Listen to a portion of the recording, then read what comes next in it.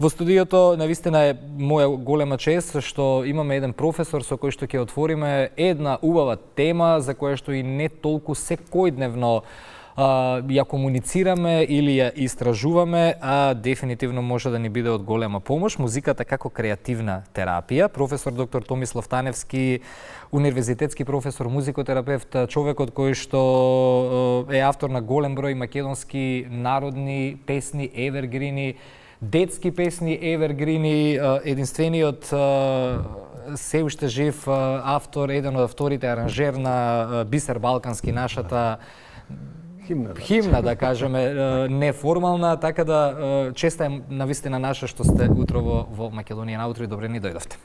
И мене ми е чест што ме повикавте прво.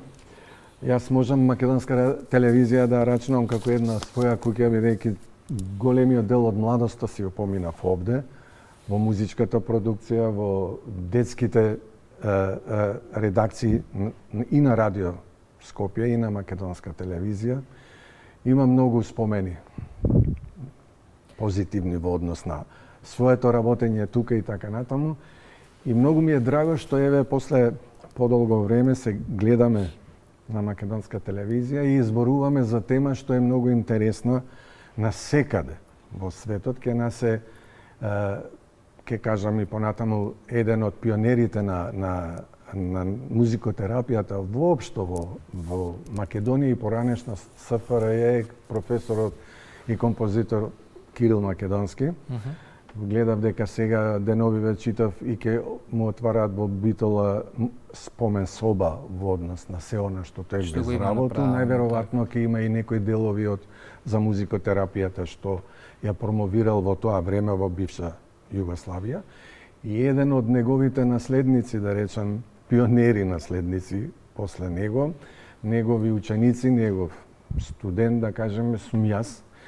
И еве до ден денес ја промовирам музикотерапијата сегде каде што можам да ја промовирам, нели? И само можам да кажам дека не сум задоволен лично јас како музикотерапевт, како човек што се занимава со музикотерапија од пред 2000 година, да кажеме, и професионално кој се занимава со музикотерапија. Онака имавме еден период на обука што се вели со професорот Кирил Македонски. И мислам дека можевме да направиме многу повеќе од ова што е направено сега и нормално човек кој работи во тоа област на науката никој пат не може да биде задоволен од својата работа и се она што е. Посебно ако целиот живот го има посветено на музиката, ете и нашиве генерации имаат таа среќа како што сте имале и вие да учите од најдобрите луѓе, од луѓето кои што ја создале македонската музика, што денеска ја слушаме и денеска не радува. Вие тоа го продолжувате. Јас се надевам дека ќе го завршиме разговорот и овој интервју со веста дека имате на кого да го оставите целиот ваш труд, бидејќи ова што го имате направено не го правите лично за себе, го правите за нешто што се вели лична карта на еден народ. Музиката е личната карта на еден народ. Кога велам го имате целиот живот посветено на тоа, говорат и голем број на ваши дела, не само за песните кои што кажав на почеток, туку и книгите кои што ги имате напишано.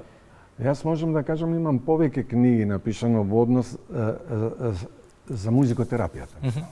Како наука, како еден вид на третирање на музиката во немузички цели, и тие сигурно ќе останат ќе станат во библиотеките на сите оние кои се заинтересирани за музикотерапијата, нели?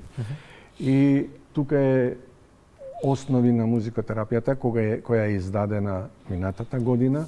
Јас можам само лично да се заблагодарам на рецензентите професор Валентина Трајковска, Велковска од Музичката академија на Универзитетот Гоце Делчев во Штип, потоа Јадранка Рунчева исто така од Факултетот за образовни науки Штип, од Свеучилиште Универзитетот Загребачкиот, Учителската школа Зорица, професорката која ми израдува последниве денови, ми прати порака дали може да се преведе и на хрватски јазик оваа книга, бидејќи ваков тип на литература нема до сега и би било пожелно да прочитаат нешто, да се види и нивните студенти тамо на свеучилиште во Загреб, дали како ние работиме овде, што би можеле да земат од овде, да примена тамо, макар што од балканскиот простор едино понапред, да кажам, малку е отидено во Србија, затоа што музикотерапијата таму е ставена во националната листа на професии, и значи може да работат со музикотерапија во државните болници с медицинските сестри кои завршиле семинар или курс за музикотерапија. Ке нас тоа уште малку подалеку. Се надевам дека ќе Криво ми е кога ќе слушнеме вака, некој се интересира да преведе книги од македонски на други јазици за некоја тема за која што некој се посветил и кажал дека тоа така функционира, дека помага и слично, меѓутоа ајде се надеваме дека со вакви интервјуа ќе го разбудиме интересот кај нас повеќе, кај тие што треба да ја дадат поддршката за ова. Сите знаеме дека музиката управува со чувствата. Кога ќе слушнеме песна, само треба да си ги преиспитаме своите чувства и да видиме каде не води тоа. Но знаеме дека кога ќе слушнеме некоја песна не мора да значи само позитивни чувства, тука се и негативни чувства. Ајде малку да ми дадете вовед во темата и да го објасниме тој момент каква е моќта на музиката и нејзиното влијание врз човековата психа. Зошто велиме музикотерапија? Вака, јас би напомнал само предходно дека за да се практикува музикотерапија, за било каков третман, да речеме, за било каква состојба на организмот или на одреден пациент или на децата со одредени проблеми, мора да има еден тим со себе, музикотерапевтот.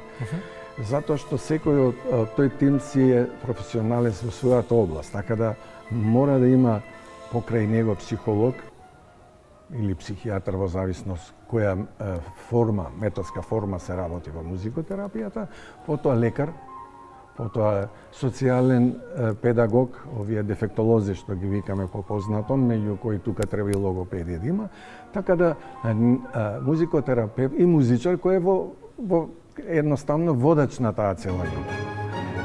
Тоа е тоа што е битно, најбитно за да може да се почне една музикотерапевтска сеанса. Затоа што секој ќе си го одработи пред да се почне да се користи музиката, како и што кажате, во зависност од некоја потреба што треба да се решава или некој проблем да се решава, и затоа е потребно да сите овие од тимот да направат свое видување и тестирање на одредена личност.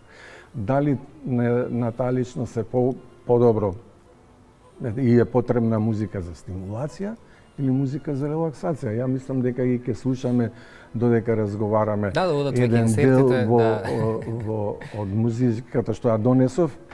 Ова што го гледаме и класична музика се пушта, меѓутоа е знаменето за релаксација и за подобрување на моториката, на движењата кај децата и возрастните. Сигурно се слуша во програма во живо кај нашите гледачи, но јас ќе ги замолам колегите Дриже малку да ни попуштат и тоа во студио, ако тоа ве води како мелодија, малку амбиентот токму така. Јас би ја нарекол музиката, за употребата на музиката како јазик на емоциите. Знаете, таа едноставно делува врз организмот, може да делува и позитивно и негативно. Затоа треба музикотерапевтот многу внимателно да се посвети на она што треба да го даде као музикотерапевт за користење на одредена музика, да биде внимателен кон одредениот пациент што треба, или да не ги велиме пациенти, односно личности, консументи на музикотерапија и така натаму. Консументи на музикотерапија. Инаку музиката за неј велиме дека е медиум кој се подобрува комуникацијата кај одредени луѓе. Тој е терапевтски медиум пред се. И многу зависи, вообичаено во музикотерапијата се користат само инструментална музика. Зашто е тоа така? Затоа што доколку една личност се наоѓа во одредена психичка состојба, да кажеме, која е депресивна, не може вие да му пуштате музика со текст. Заради тоа што текстот може да е депресивен. И уште повеќе и може да доведе до една ситуација многу незгодна. Так. Инаку постојат два вида, да кажам, на музика што се користи. Тоа е она релаксирачка музика, еве како што оваа сега слушаме во моментот, нели? И стимулирачка музика. Во зависност од проблемот кој ќе го третираме, кој ќе го решаваме, се дава на консументот соодветен вид на музика. На музички третман, соодветен вид на музички третман. Тоа дали ќе биде едноставно за смирување, релаксирачка, ако премногу темпераментен е, да речеме, се однесува темпераментно корисникот, или му треба малку нешто да го стимулира. Сето тоа е преку она се што го дава музиката, од музичките елементи се користат тука, хармонијата, ритмот. Така натаму потоа тука се користењето на инструменти, музички инструменти што самиот корисник може да ги користи, иако може да не знае воопшто, да нема познавање апсолутно никакво од свирење на некој инструмент. Значи, тука се работи со желба да се помогне на одреден консумент за да се реши одредена негова одреден проблем. Или, да, тоа може да трае повеќе месеци. Добро. А може да трае и помалку месеци. Сега, тука сакав да ве прашам, убаво кажавте, од аспект на човек кој што помалку знае за музикотерапијата. Значи, се препорачува за сите луѓе без разлика дали некој знае да свири одреден инструмент, не знае, туку може да биде и само со слушање, или не е само со свирење. И дали ја препорачувате музикотерапијата како нешто што треба да се консумира не само кога имаме проблем, туку и нешто што може да не одржува во добра психичка кондиција? Ние сме секојдневно со музика. Но очигледно не ја консумираме на тој начин како што сега вие ни изборувате и го освестувате. Ние секојдневно сме со музика и нормално музиката делува врз нашиот организам, врз нашата психа, врз нашата душа. Го чувствуваме тоа, како кога ќе кажеме ме полази нешто. Работата е во тоа што сега почнуваат, гледам од страна да велат применуваме музикотерапија, би им порачал на сите оние што сака да употребуваат музиката како музикотерапевски третман, нели да внимаваат како се користи музиката, затоа што знаете, денес е отворено, интернет има, секој може да влезе на интернет да си прочита, ова е значи на оваков начин и онаков начин ќе користам музика и веќе права музикотерапија. Не. Оно што вие го кажавте пред малку, тоа е само да биде под контрола на еден професионален музикотерапевт. Ништо не се бара повеќе. Значи, може да се работи музикотерапија во домашни услови, нели? Не само во професионални институции, да кажеме, него и во домашни услови. Меѓутоа, препораките да бидат и од страна на професионален музикотерапевт кој ќе го води патот на слушање на музика во домашни услови за решавање на одредени своји проблеми. Затоа има и поделба, има користење на семејна музика, ја велиме, ние музикотерапевтите, онаа музика што претежно дома си ја слушаат самите луѓе.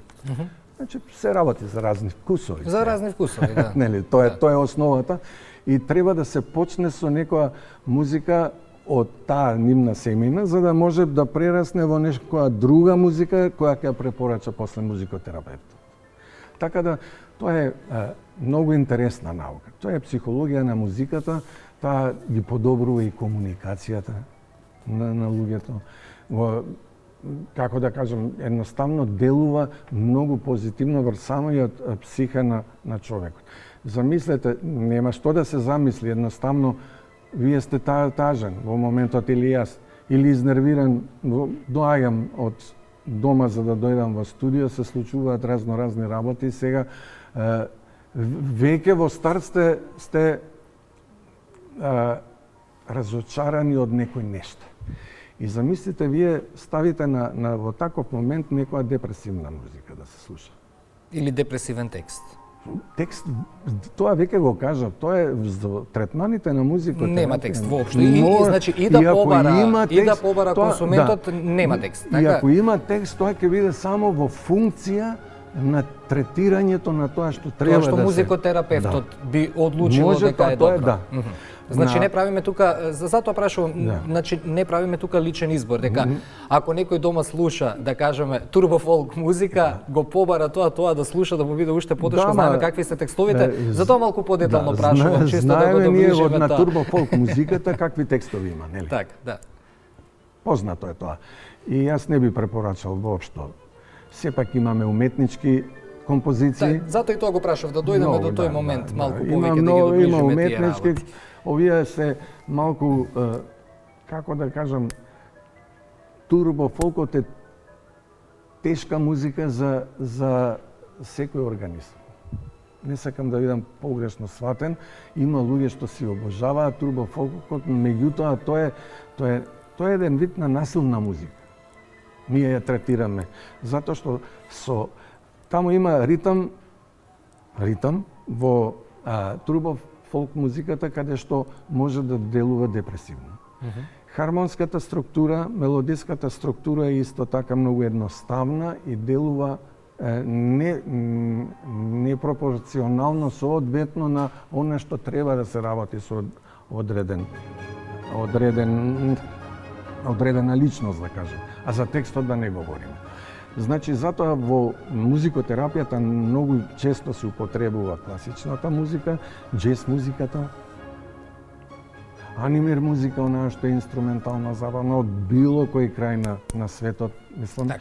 И дури се користат, барем има сега разни програми музички, да се извади на одредени композиции наши пеењето да остане само аранжманот, да кажеме, само музичкиот дел од песната, така да можеме да ги користиме и овие некои перфектни композиции што ги имаме забавни. Ние меѓутоа не можеме да ги употребиме како музикотерапевти токму заради текстот.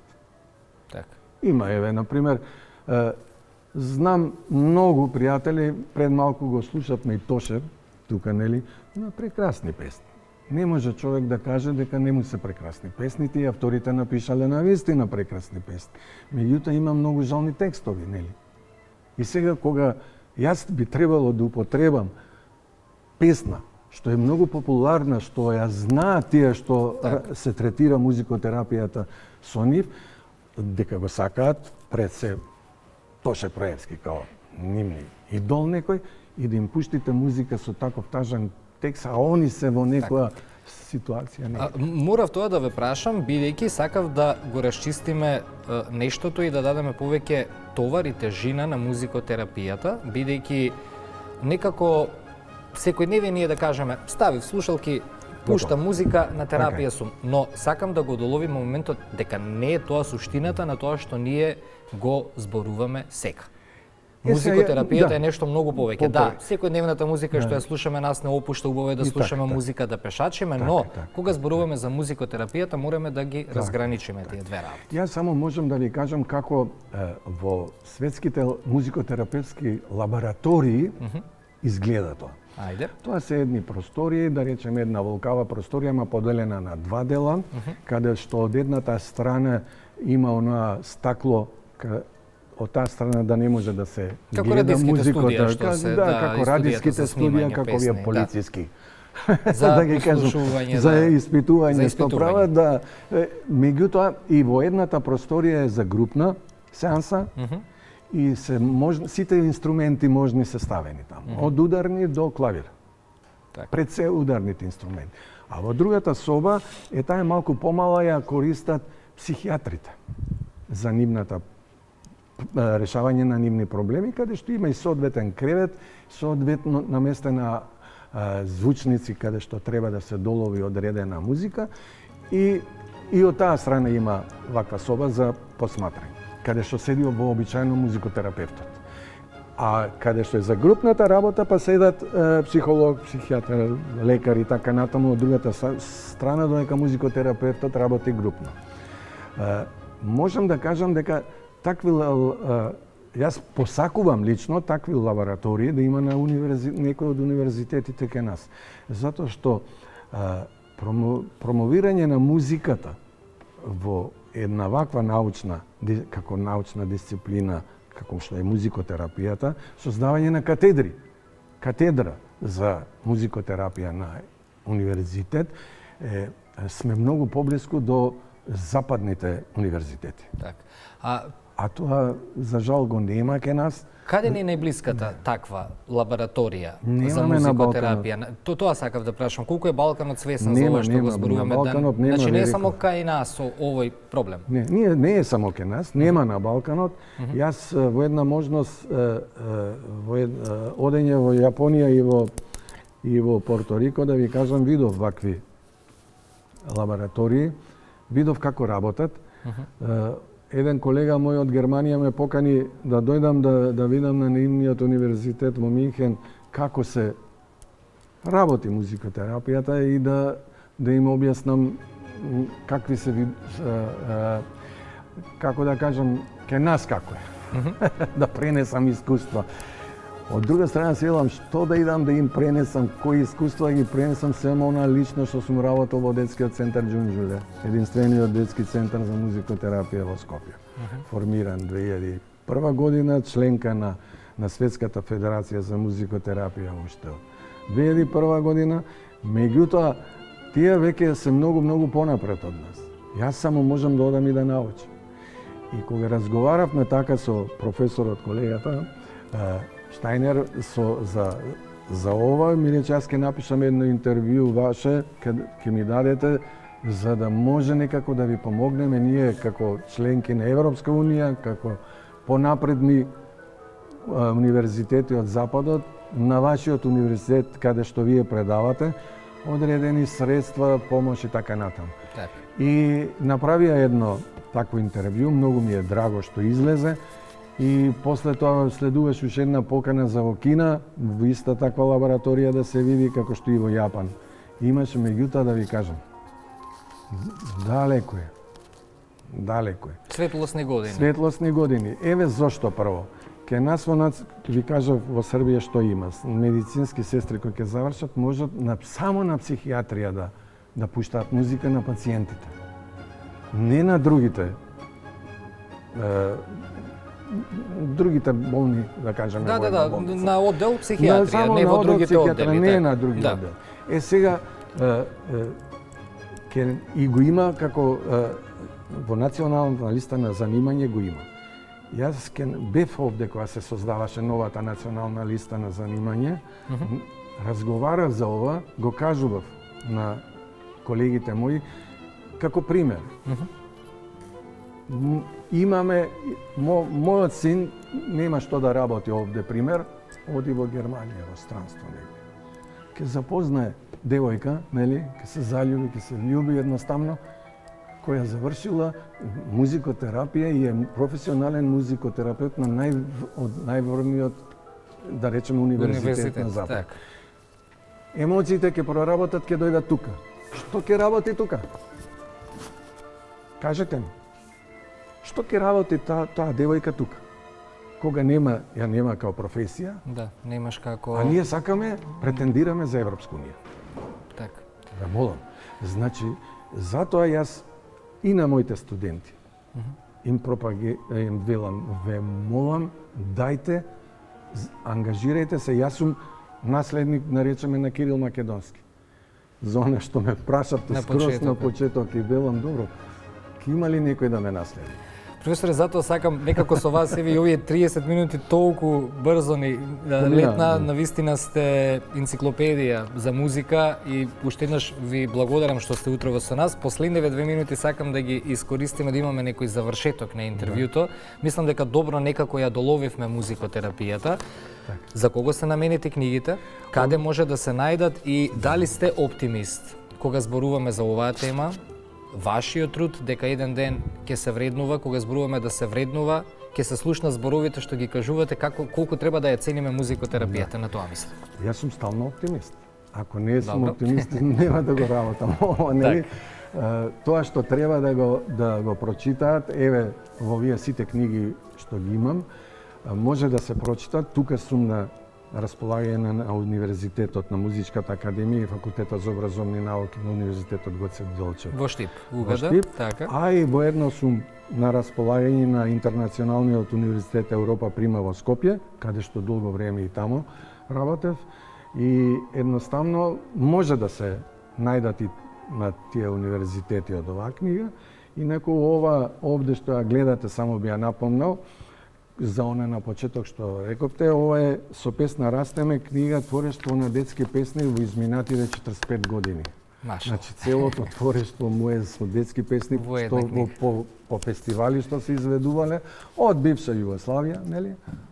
До независна генерација Македонија, до денес. И интересно е да се имаат сите кои имаат помали деца. Зашто мојот стил на пишување за детски песни се за помали дечиња, за помала возраст. Професоре, ви благодарам уште еднаш за ова интервју, за тоа што дозволивте и на самиот почеток малку да се вратиме и на историјата на вашата работа кога станува збор за музиката и белегот што го имате оставено врз едни од најпознатите македонски народни детски песни. Ви благодарам за се. Ја да се заблагодарам и на Македонска телевизија. Така. Јас уште еднаш ќе кажам, голем дел од мојот работен век сум го поминал и тука. Емоциите се огромни кога ќе се појавам на телевизија овде и ви посакувам успешна работа и на вас и на Македонска радио телевизија да се гледаме и за поубави работи. Барем овие нови генерации да го направат пола од тоа што го направи за македонската култура генерацијата пред нас во овој јавен сервис. Ви благодарам за гостувањето. Во 9 часот и најновите вести.